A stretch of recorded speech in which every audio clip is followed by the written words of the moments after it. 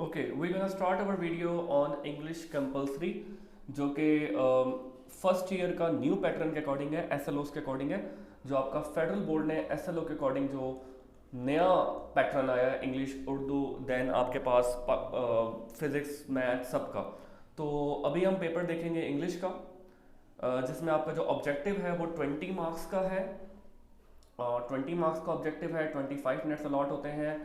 इसमें जो पहला एमसीक्यूज है वो आपके पास है, one side of the ledge was sheer fall of dash with the sea beneath. Then, unlike your predecessors, you leave this university to enter life under a dash independent state. तो ये आपने accordingly इसके answer करने हैं, जो भी इसके answer हो सही। देन आपके पास थर्ड है, a scattered beach fire dash near the bank and मिंटा poked it into place and revived it. Number 4 है आपके पास, इस तरह के जो yet Joel is a boy like and dash continues to learn new skills. तो आपने जो प्रॉपरली इनके आंसर्स बनते हैं, जो आपने पढ़ा है उसके अकॉर्डिंग इसको आंसर करना है, ग्रामर के अकॉर्डिंग या चैप्टर्स के अकॉर्डिंग। फिफ्थ है, the first step is choice of career is, then the synonym of the pragmatic. Seventh है, washed by rain or flattered by wheels but never dulled, never dashed, never destroyed.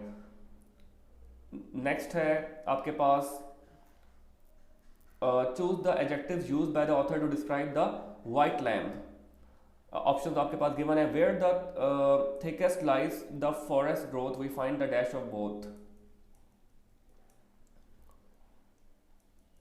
Number 10 है, great expectations, a novel by Dickens is about a little orphan boy. The underlying part of a sentence is a novel by Dickens. ये जो line है इसमें क्या show करता है ये आपने बताना है। देन आपके पास है, those who have not yet registered should do at once. The underlying part of a sentence is an example. अभी ग्रामर से आ रहे हैं सारे।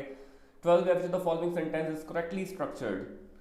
13 wise men love him whereas fools hate him. The underlying word is 14 है, a serious challenge to graduate is waiting to be employed. The underline is participle है, gerund है, infinitive phrase है या none of the above है।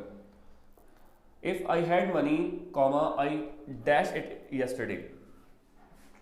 16 है, laughter is the best medicine is an example of personification, metaphor या alliteration. Then आपके पास है, there was the evil eye with it morbific powers. What does the underlying word means? ये meaning इसमें आपने underline बताना है। Evergreen trees are a symbol of fertility because they do not die in winter is an example of। And 14 में भी आपने बताना है किस चीज़ की एग्जाम्पल है, और 20 में भी चूज द करेक्ट स्पेलिंग। ठीक है, तो इस तरह के मिक्सचर ऑफ एमसीक्यूज आएंगे आपके इंग्लिश में। देन अगर आप जाते हैं सेक्शन बी पे, तो सेक्शन बी में आपके पास 80 मार्क्स हैं टोटल। ठीक हो गया। इसके अलावा आपके पास ये 80 मार्क्स हैं आपके पास, तो 28 मार्क्स का जो है वो फर्स्ट क्वेश्चन नंबर 2 है। मतलब सब्जेक्टिव का पार्ट फर्स्ट क्वेश्चन नहीं बनता, लेकिन वैसे सीक्वेंस में आए तो सेकंड क्वेश्चन है। Read the following phrase carefully and answer any 6 question including question number 1 appended to it. इसका नोट आप रीड करें कि about summary writing is compulsory carrying 8 marks. तो आपने जो समरी राइटिंग करनी है इसके 8 मार्क्स हैं।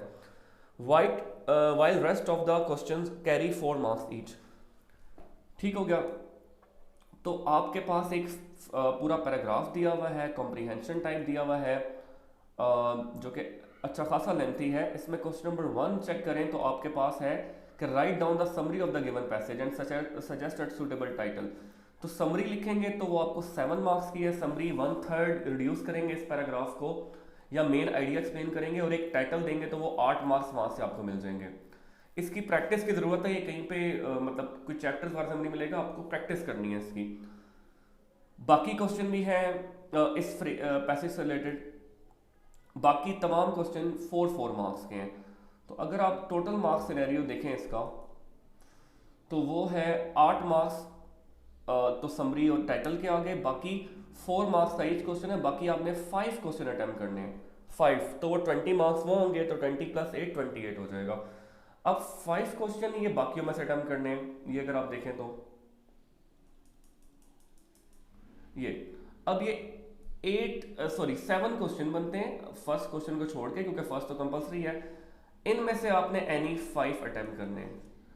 इन 5 का ईच मार्क्स 4 होगा, तो ये 20 मार्क्स से बन जाएंगे, और 20 + 8 ये 28 मार्क्स का टोटल हो जाएगा, विच इज काफ़ी हैवी पार्ट है ये, काफ़ी मतलब आपको नंबर गेन हो सकते हैं इसमें से, और इजी भी है क्योंकि आपको अनसीन आएगा, लेकिन आप पैसेज को पढ़ के इसको आंसर कर सकते हैं। क्वेश्चन नंबर 3 है, read the following poetic extract carefully and answer the question appended to it.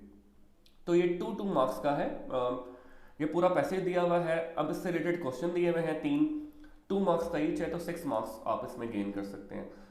Then आपके पास क्या आ रहा है, आपके पास आ रहा है एक तो पैसेज वो है, या ये वाला पैसेज करना है। हो सकता है कि एक पैसेज आपका केपीके वाली किताब से आ जाए, और एक वो जो आप फेडरल बोर्ड में या पंजाब बोर्ड वाली जो बुक है वो पढ़ते हैं उसमें से आ जाए। क्वेश्चन दोनों के 3-3 होंगे। उसके बाद आप लोग आएंगे, ये एंड हो जाएगा सेक्शन आपके पास। ओके, इसका जो बी पार्ट है वो है answer any one of the following parts of the question. ठीक है, ये क्या दिया हुआ, this part of the paper is based on question from the play consist of 6 marks adjusted in the section C being not included in breakup। तो ये syllabus में include नहीं था बच्चों के पेपर में, तो इसलिए ये एक्सक्लूड कर दिया गया, अदरवाइज फाइनल पेपर में जो ऐड करूंगा उसमें ये इंक्लूड होगा। ठीक है, क्वेश्चन 4, ये अटेम्प्ट ऑल क्वेश्चन। आपने एक रेज्यूमे या सीवी लिखनी है। Right your resume for the post of teacher advertise in the newspaper. 8 marks की, इसका प्रॉपर पैटर्न है, मैं वो ऐड कर दूंगा यूट्यूब पे, आपने उसके अकॉर्डिंग लिखना है अपना सीवी, या मॉडल पेपर जो है फेडरल बोर्ड का उस पर भी मेंशन है। क्वेश्चन नंबर 5 है, illustrate correct use of tense. Illustrate correct use of tenses in any 8 of the following sentences by correctly rewriting them। ये जो नीचे ब्लैंक्स दी हुई है, इसमें we arrange to meet at 10 o'clock last Sunday but John didn't dash on time. आपको option दिए में आपने जो करेक्ट ऑप्शन है वो मार्क करना है। ठीक है, 10 है तो 8 अटेम्प्ट करने हैं इसमें, इन एनी 8, आपके पास 2 की चॉइस है। इसके बाद आप बी में आएंगे, use the correct form of verb in given in parenthesis any 8, ये भी 8 करने हैं, ये 9 है। इनमें से फॉर्म ऑफ जो वर्ब है वो करेक्ट करनी है, ये ग्रामर से बेसिकली क्वेश्चन आ रहा है, तो आपको ग्रामर की प्रैक्टिस अच्छी खासी करनी है।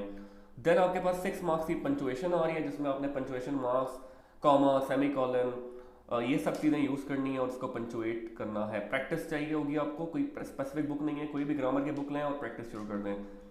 8 मार्क का लेटर आ रहा है आपके पास क्वेश्चन नंबर 6 में, write a letter to the editor of news paper on the issue of dams in Pakistan. Last question पे आएंगे, translate the following passage from English to Urdu. आपके पास ये पैसेज है इंग्लिश में, आपने इसे उर्दू में ट्रांसलेट करना है। ठीक है, मैं ये मिटा देता हूँ। ठीक है, तो आपके पास ये जो पैसेज है ये आपने पहले होता था कि उर्दू टू इंग्लिश जाना होता था, अब इंग्लिश टू उर्दू जाना है, तो इस चीज़ का ख्याल रखना है आप लोगों ने।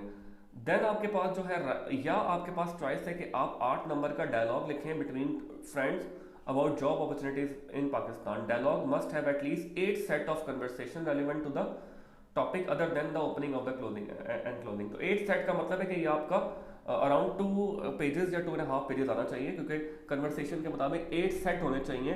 मतलब एक बंदे ने क्वेश्चन किया, दूसरे ने उसका आंसर किया, तो वो मिलाकर आपके 8 का सेट बनेगा, एक्सक्लूडिंग जो है वो ओपनिंग एंड क्लोजिंग, जिसमें आप मतलब ग्रीटिंग्स देते हो, स्टार्ट करते हो।